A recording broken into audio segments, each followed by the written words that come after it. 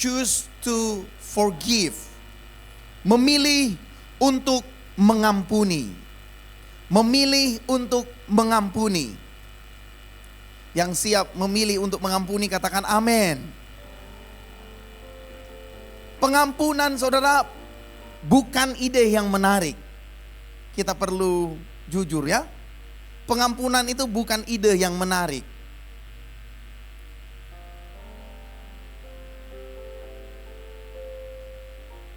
Pengampunan bukan ide yang populer. Bagi dunia ini, ide yang populer adalah revenge. Ya, balas dendam. Makanya semua film pasti ada DP balas dendam. Walaupun akhirnya DP pemeran utama, pemeran yang baik yang menang, tetapi tetap akan ada orang yang punya peran untuk balas dendam. Kalau film action pasti selalu pemeran utamanya akan balas dendam. Bagi dunia ini, balas dendam itu akan menunjukkan seberapa kuatnya kita. Hebat. Bagi dunia ini, revenge akan menunjukkan keperkasaan kita, otoritas kita.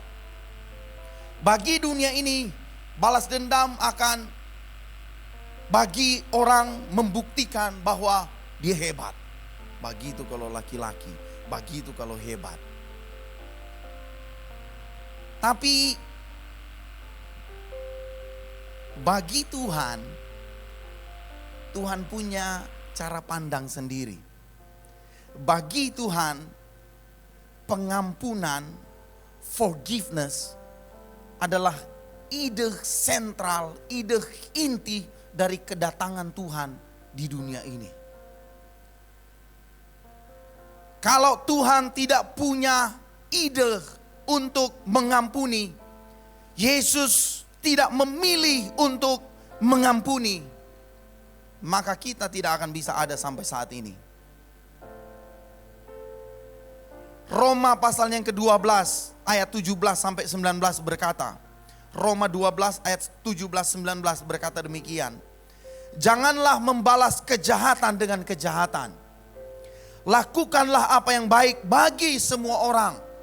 Sedapat-dapatnya, kalau hal itu bergantung padamu, hiduplah dalam perdamaian dengan semua orang.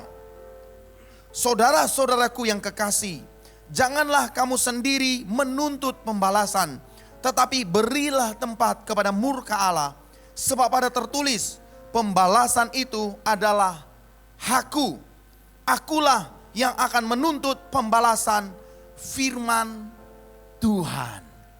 Satu kali Petrus berkata kepada Yesus tentang pengampunan. Petrus bertanya kepada Petrus, dan kemudian Petrus berkata, Yesus, Guru, berapa kali kami harus mengampuni saudara kami yang bersalah kepada kami? Apakah 7 kali? Kemungkinan Petrus saat itu ada bagus salah dengan orang itu. Kong so 6 kali itu dorong bikin salah Pak Petrus. Jadi Petrus sudah ada di batas ini, mencari pembenaran mungkin. 1 kali lah yang bikin salah Pak kita, hati-hati. Makanya Petrus kasih batas 7 kali. Tetapi kemudian Yesus berkata,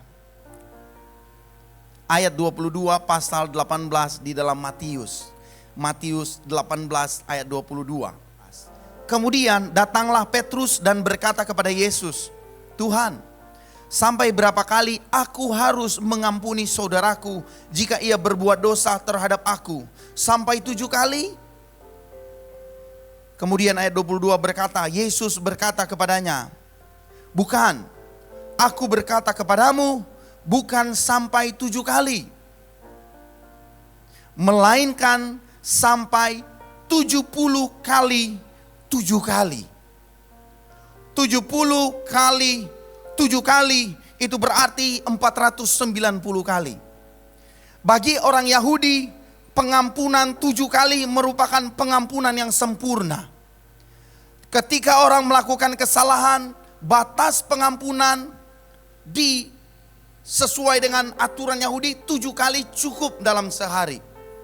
Tetapi kemudian Yesus berkata bahwa pengampunan bukan 7 kali, tetapi 70 kali 7 kali. Itu berarti 49 kali dia melakukan kesalahan dan kita punya kewajiban untuk mengampuninya. Makanya Petrus bilang begini di ayat 21. Tuhan, sampai berapa kali aku harus mengampuni saudaraku? Karena ukuran Petrus adalah hukum. Makanya Petrus bilang harus. Karena Petrus tahu bahwa mengampuni merupakan keharusan di dalam hukum Taurat. Tetapi kemudian diatur cukup sampai 7 kali. Tetapi Yesus berkata 70 kali 7 kali. Kita manusia kadang berpikir kita sudah cukup memaafkan. Saya juga pernah berpikir demikian, saudara. Oh, so cukup Jo. Cukup memaafkan. Karena saudara ditolong, bukannya bersyukur, malah mau kasih hati, mau jantung. Nah, itu kalau orang Manado ada di Petrus. Kasih tali, kasih hati mau jantung. Kasih tali, ne mau bagantong. Nah. Kadang kita berpikir kita cukup untuk memaafkan. Tetapi bagi Allah berbeda, saudara. Pengampunan bukan soal berapa kali saudara memaafkan. Pengampunan bukan 7 kali saya memaafkan. Kalau dia melakukan kesalahan 30 kali, saya harus memaafkan 30 kali. Pengampunan bukan soal berapa kali kita memaafkan. Seberapa sering Anda memaafkan. Bukan soal itu idenya dari Tuhan. Tetapi pengampunan adalah apakah engkau mau memilih untuk mengampuni atau tidak. Itu ide dari Tuhan. Pengampunan bukan seberapa sering Anda mengampuni orang yang bersalah kepada kita. Tetapi pengampunan adalah tentang apakah engkau mau memilih untuk mengampuni. Sama seperti Yesus memilih untuk mengampuni. Kalau dia kok berubah boleh Jo pastor. Tetapi Yesus berkata di dalam Alkitab, bahkan ketika kita masih berdosa, ketika kita masih berdosa, Kristus telah mati untuk kita. Sebelum kita jadi orang baik, Kristus telah mati untuk kita. Kalau dia berubah, boleh pastor kita ampuni. Tetapi pengampunan bukan tentang dia saja, tetapi tentang kita juga. Pengampunan adalah tentang apakah Anda memilih untuk mengampuni atau tidak. Makanya tema bulan ini adalah choose to forgive. Memilih untuk mengampuni.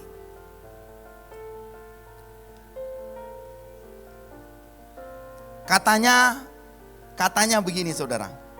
Salah satu area yang kita pandai dalam matematika. Salah satu area kita semua orang kalau bertanya suka matematika, ne mau. Tapi kalau area yang pandai, salah satu di dalam matematika adalah kita pandai menghitung kesalahan orang lain. Betul ya? Kemarin ngana baking salah pak kita. Hari inilah yang ngana baking salah. Kalau kita boleh tambah ada 2 sebenarnya. Orang pintar kalau ada pinjaman. Ngana ada pinjam doi kemarin. Jangan lupa, 10.000. Hari inilah 10.000, 20.000 Orang juga pandai menghitung kesalahan orang lain. Bahkan kita bisa tahu secara detail kapan waktunya, tanggal berapa. Kan ada janji pak kita, kan ada saya pulang. Kapan kotek kita ada janji? Neng tuh orang ada janji dia so lupa. Napa Torong dua ada baku chat. Tanggal 20. Berapa? Tahun 2022, bulan Februari. Sekarang so Maret, so 2 tahun. Jangan pura-pura lupa. Memang mungkin dia so lupa. Tetapi saudara, Allah punya cara pandang yang berbeda. Cara pandang Allah tentang pengampunan adalah seperti Ibrani pasal yang ke-8 ayat yang ke-12. Ibrani 8 ayat 12 berkata begini.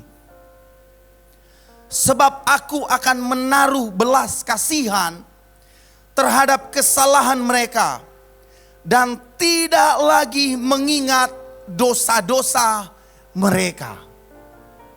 Kristus lupa akan kesalahan. Dia benar-benar lupa saudara.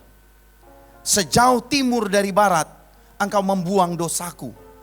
Jauh ke dalam tubir laut, engkau melemparkan dosaku. Dan engkau tidak mengingat-ingat lagi kesalahanku. Benar-benar lupa saudara. Bukan cuman klise saja Tuhan tidak mengingat dosa kita. Bukan saudara. Tetapi Tuhan benar-benar lupa akan kesalahan kita. Itulah kehebatan Tuhan kita. Dia tidak mengingat kesalahan kita. Makanya kalau orang datang kepada Tuhan, jangan datang dengan hati yang tertuduh kepada Tuhan. Tuhan, aduh, tidak layak kita datang kepada Tuhan. Salah saudara. Tuhan tidak mengingat kesalahan kita. Kita manusia mengingat kesalahan kita. Menghitung kesalahan kita satu demi satu. Padahal Tuhan suruh hitung berkat Tuhan. Bukan kesalahan kita. Kita datang kepada Tuhan dengan hati yang penuh ucapan syukur. Karena Tuhan tidak mengingat kesalahan kita. Itu firman Tuhan. Dan saudara, karena bagi Tuhan, mengampuni bukan tentang memenangkan pertarungan. Bukan saudara. Mengampuni bukan tentang memenangkan pertarungan. Kita ampuni pangana supaya kita kelihatan benar. Saya mengampuni kamu supaya kamu tahu bahwa saya yang lebih mengasihi kamu daripada kamu. Tetapi mengampuni bukan supaya kita kelihatan menang dalam pertarungan. Tetapi mengampuni membuktikan kepada kita bahwa kita telah beroleh pengampunan dari Allah. Ketika Anda mengampuni, Anda tahu bahwa Allah mengampuni Anda. Ketika kita mengampuni orang lain, kita tahu bahwa Tuhan mengampuni saya. Semakin kita mengampuni orang lain, mengampuni kesalahan orang lain, mengampuni dosa-dosa orang lain, kita juga semakin dikuatkan, semakin bold, semakin kuat iman kita bahwa Tuhan juga mengampuni saya. Kasih Tuhan yang besar itu ada di dalam saya. Makanya saya mengampuni orang lain. Bukan supaya saya menang, bukan supaya saya kelihatan benar, tetapi karena Kristus lebih dahulu mengampuni saya. Dan demikian juga saya akan mengampuni orang lain. Matius 6 ayat 14-15 berkata, Matius 6 ayat 14-15. Karena jikalau kamu mengampuni kesalahan orang, Bapamu yang di sorga akan mengampuni kamu juga. Tetapi jikalau kamu tidak mengampuni orang, Bapamu juga tidak akan mengampuni kesalahanmu. Kita mengampuni, kita memilih untuk mengampuni karena Bapa lebih dahulu mengampuni kesalahan kita. Mengampuni bukan ide yang menarik memang. Karena ada bagian diri kita yang terluka. Tetapi bukankah Kristus datang ke dunia ini, dia mati di atas kayu salib. Dia bukan dikasih mahkota dan kedudukan bahwa he is the hero, he is the one. Bahwa dia itu yang terhebat di alam semesta ini. Bukankah dia malah digantung di atas kayu salib sebagai tanda penghukuman, sebagai tanda bahwa orang yang terkena kutuk dia digantung di atas kayu salib. Tapi ada satu hal yang menarik di sini, saudara. Ketika kita mengampuni, Bapa di sorga akan mengampuni kita.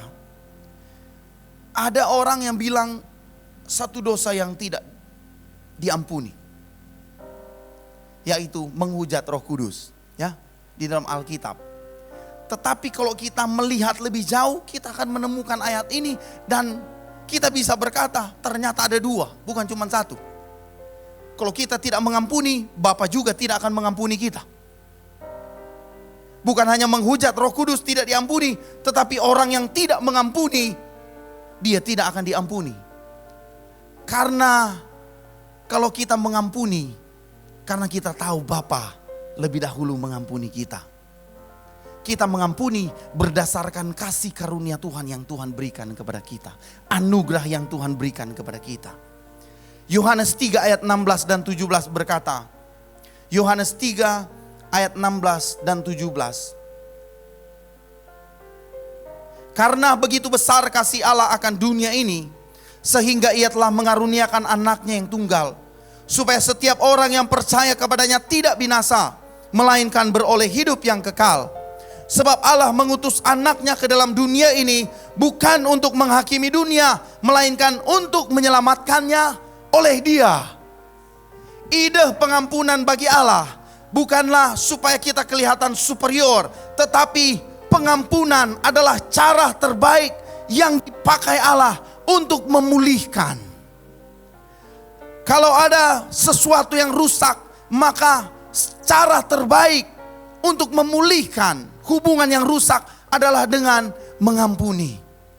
Cara terbaik untuk memulihkan jembatan yang telah rusak antara manusia dengan Allah akibat dosa, memisahkan manusia dengan Allah sehingga manusia tidak bisa datang kepada Allah karena dosa.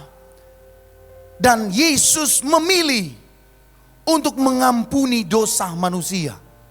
Mengampuni bukan berarti kompromi, saudara. Yesus mati di atas kayu salib untuk menebus dosa kita. Itu hukuman atas dosa kita. Tetapi ketika Yesus memberikan pengampunan, maka firman Tuhan berkata, bukan untuk menghakimi dunia ini, melainkan untuk menyelamatkannya oleh Dia. Pengampunan melepaskan pemulihan. Memilih untuk mengampuni membuka jalan pemulihan. Dan kalau Tuhan memulihkan, saudara, bukan cuman satu jadi satu, tetapi satu jadi dua, selalu lebih. Kalau Tuhan memulihkan, selalu Tuhan memulihkan lebih. Ketika Ayub dipulihkan, Tuhan memulihkan lebih. Ketika Abraham dipulihkan, ketika Yakub dipulihkan, Tuhan memulihkan lebih. Ketika kita memilih untuk mengampuni, Tuhan pasti memulihkan lebih. Percaya, saudara, karena Dia Tuhan yang berjanji. Dan firman-Nya yang ya dan amin. Dia memilih untuk mengampuni kita. Yesus datang supaya hubungan kita yang rusak boleh dipulihkan. Yesus datang untuk memberikan pengampunan dosa. Sikap tidak mau mengampuni tidak memulihkan. Sikap untuk tidak mau mengampuni tidak akan membuat hidup kita baik-baik saja. Tidak, saudara. Mungkin kita berpikir, oh diamkan saja. Coret saja dia dari daftar keanggotaan besti. Ngana bikin salah, coret. Kita nak marah no pangana, coret. Ya. Blok dia pe nomor, hapus, delete. Apakah itu akan membuat kita baik-baik saja? Saya tadi minta tolong beberapa orang untuk beli kentang, saudara. Kentang baik untuk kita ya, potato. Ya. Kalau kita tidak memilih untuk mengampuni, saya anjurkan kita beli kentang. Satu saja. Bawa setiap hari di saku kita.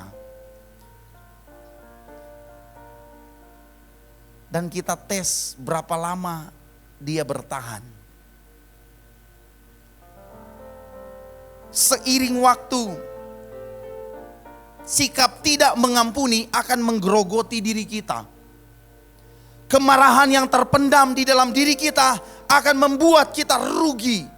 Sakit hati kita yang tersembunyi lambat laun akan memperburuk keadaan diri kita, saudara. Makanya kita banyak dengar penyakit. Siapa? Pikiran gua dia. Sakit hati. Cek kamari, Allah, enggak ada. Ricci sakit kemarin 2 minggu, dokter cari. Dokter bilang, oh DBD, enggak dapat. Oh ini, akhirnya kesimpulannya, sakit apa dokter? Infeksi virus.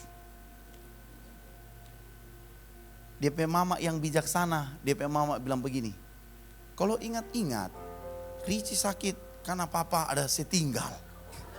Sakit hati kata dia. Saya tertuduh juga, saudara. Tapi setelah saya pikir-pikir benar, saudara.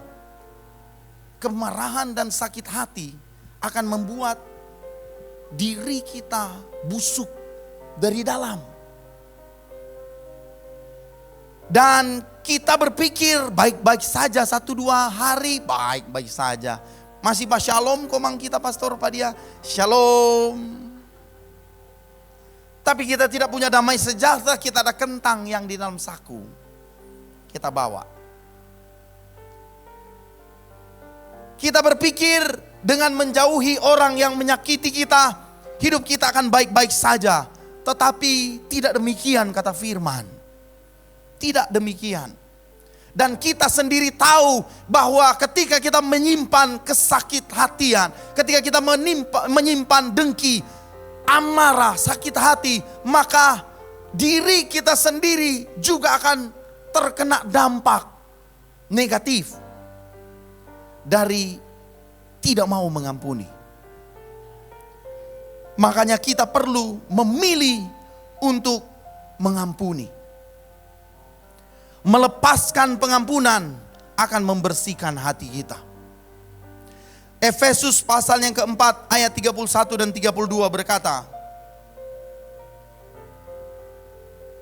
Efesus 4, 31, 32. Segala kepahitan, kegeraman, kemarahan, pertikaian dan fitnah hendaklah dibuang dari antara kamu.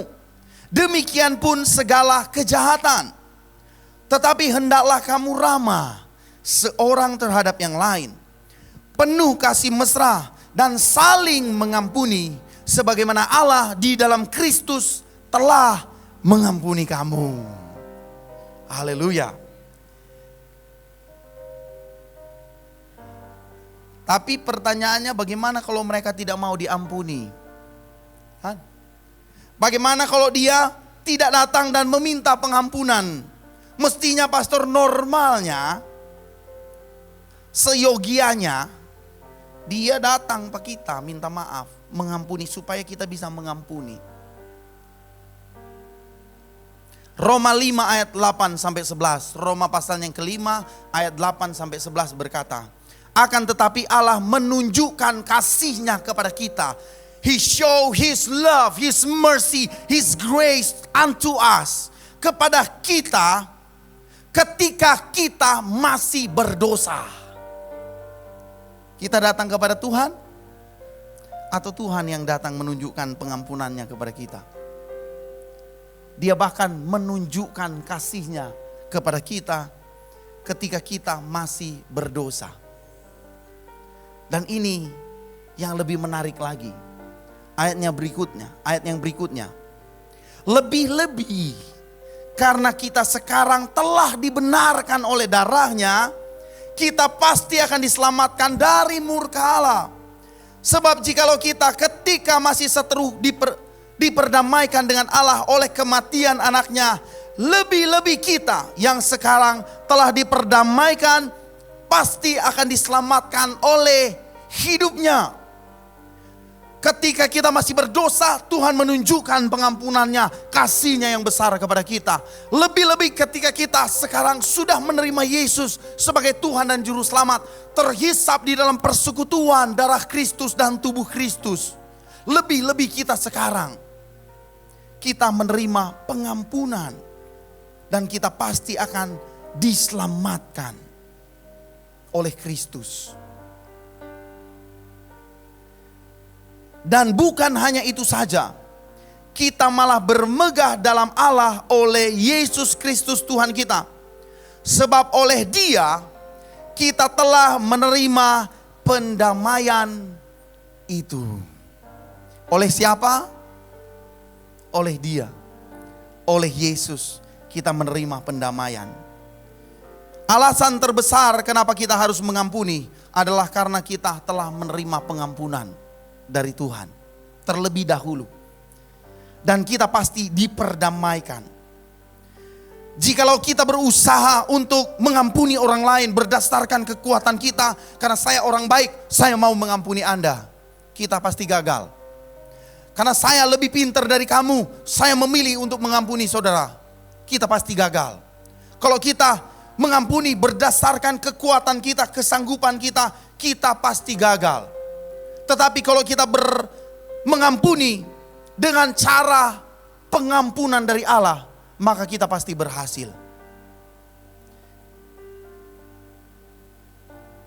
Pengampunan dari Allah adalah Dia yang tidak memperhitungkan pelanggaran kita. Dia menyerahkan nyawanya untuk mati di atas kayu salib. Kita yang percaya kepada nama Yesus beroleh keselamatan. Dan bukan hanya keselamatan yang disediakan Allah bagi kita, juga ketika kita melangkah berjalan di dalam keselamatan, Allah menyediakan berkat-berkat khusus untuk kita. Dia menyertai kita, Dia memberkati kita, Dia melindungi kita. Dia tidak pernah membiarkan kita sendiri. Ketika Dia melepaskan pengampunan, bukan cuma pemulihan terjadi, tetapi kemudian berkat-berkat Allah mengikuti kita. Sungguh alangkah baiknya dan indahnya apabila saudara semua diam rukun dan damai. Seperti minyak di kepala Harun mengalir ke jenggotnya, mengalir ke jubahnya. Demikianlah Tuhan akan memerintahkan berkat-berkatnya turun ke atas kamu. Harus ada perdamaian. Berkat Allah akan turun atas kita. Dasar kita mengampuni adalah kasih Kristus. Dan Allah sanggup memulihkan hati kita. Dia sanggup memulihkan keadaan kita. Dia sanggup memulihkan hubungan kita dengan orang lain. Dan Dia sanggup memulihkan masa depan kita. Kejadian pasal yang ke-45 ayat 3 sampai 5. Kejadian 43 ayat 3, 45 ayat 3 sampai 5. Kejadian 45 ayat 3 sampai 5 berkata begini. Dan Yusuf berkata kepada saudara-saudaranya. Yusuf berkata kepada saudara-saudaranya, "Akulah Yusuf, masih hidupkah Bapa?" Tetapi saudara-saudaranya tidak dapat menjawabnya, sebab mereka takut dan gemetar menghadapi dia. Lalu kata Yusuf kepada saudara-saudaranya itu, "Marilah dekat-dekat."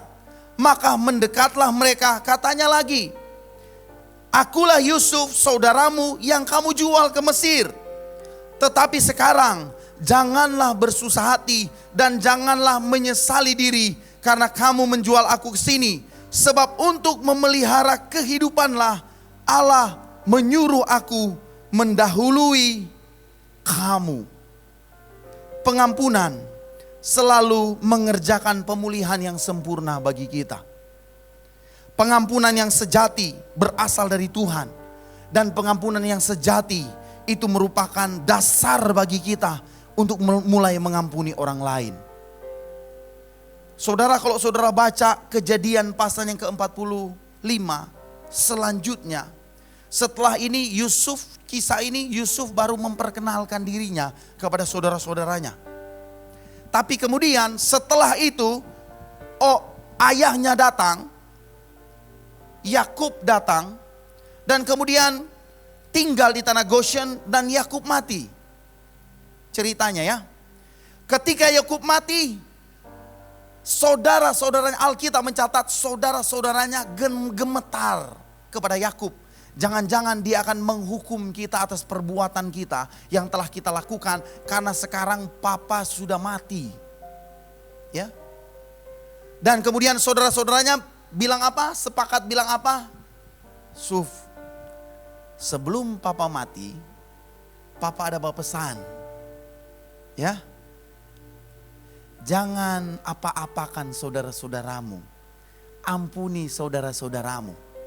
Tapi kalau kita baca Alkitab, kita tidak menemukan Yakub berkata, ampuni saudara-saudaramu. Setelah mereka mendapatkan pengampunan dari Yusuf, mereka tetap bohong sama Yusuf. Ya, papa ada pesan. Catok nama orang yang so meninggal lagi. Papa ada pesan, jangan lupa berbagi akang ya. Tapi pengampunan bukan berdasarkan kebenaran manusia, tetapi pengampunan berdasarkan kebenaran Allah. Dan dia bukan terlebih dahulu pengampunan, bukan memulihkan orang lain, bukan memulihkan hubungan terlebih dahulu, tetapi dia memulihkan hati kita. Dia memulihkan kita terlebih dahulu. Setelah dia memulihkan kita, dia kemudian memulihkan hubungan kita dengan orang lain. Dan kemudian akan memulihkan orang lain. Itu cara kerja pengampunan. Ketika kita memilih untuk mengampuni, maka Tuhan akan memberkati kita, memulihkan hubungan, memulihkan orang lain, dan kemudian memulihkan masa depan kita. I will choose to forgive. Aku akan memilih untuk mengampuni. Karena Yesus terlebih dahulu mengampuni saya.